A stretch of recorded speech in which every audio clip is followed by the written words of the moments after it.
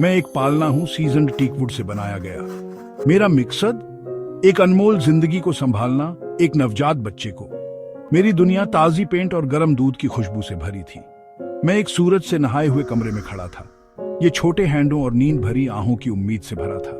मेरी सतह एकदम चिकनी पॉलिश की हुई कोमल त्वचा के स्पर्श का इंतजार कर रही थी। मैं अपनी यात्रा शुरू करने के लिए तैयार था, जीवन की कोमल शुरुआत का एक मूक विटनेस। मेरे फ्रेम की हर आवाज एक लोरी होगी, हर झूला नियति के साथ एक कोमल डांस। एक जवान मां, उसकी आंखें चमक रही थीं। उसने मेरे आगोश में एक छोटी सी पोटली रख दी। बच्ची, एक लड़की, धीरे से हमड।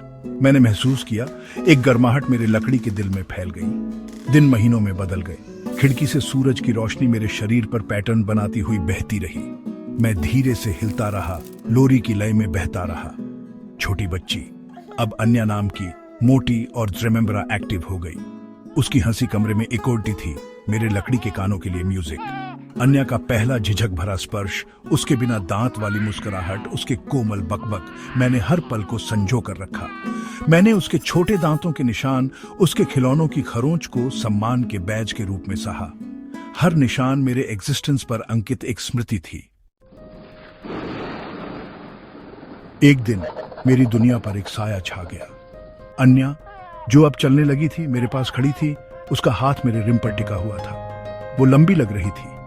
मैंने अपने लकड़ी के दिल में दर्द महसूस किया। वो मेरे लिए बहुत बड़ी हो गई थी। उसके माता पिता धीमे स्वर में बातें कर रहे थे। उसे अब एक असली बिस्तर की जरूरत है।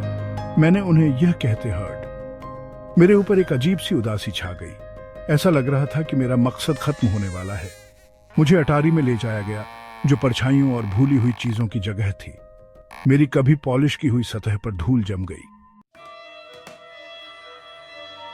अटारी शांत थी, जो बीते हुए हंसी के भूतों से भरी थी। एक दिन सूरज की रोशनी ने उदासी को भेद दिया। कदमों की गूंज एकोड़ी और अन्या, जो अब एक जवान औरत थी, मेरे सामने खड़ी थी। उसने अपने हैंडों को मेरे घिसे हुए किनारों पर फेरा। उसके चेहरे पर एक अजीब सी मुस्कान थी। मुझे याद है, उसने फुसफुसाते हुए कहा। मैं धीरे से चरमराया, मानो जवाब दे रहा हूं। अन्या, जो अब खुद एक बच्चे की उम्मीद कर रही थी, ने मुझे एक नया जीवन देने का फैसला किया। मुझे घिसा और पॉलिश किया गया। मेरे पेंट को तरोताजा किया गया। एक बार फिर मैं एक सूरज से नहाए हुए कमरे में खड़ा था। एक नई यात्रा के लिए तैयार था। एक नई स्टार्ट, पालने के लिए एक नई लाइफ। मैंने महसूस किया कि मेरा उद्देश्य कालातीत था। मैं एक लकड़ी का पालना था, जीवन के चक्र का एक मूक गवाह, और मेरी कहानी अभी खत्म नहीं हुई थी।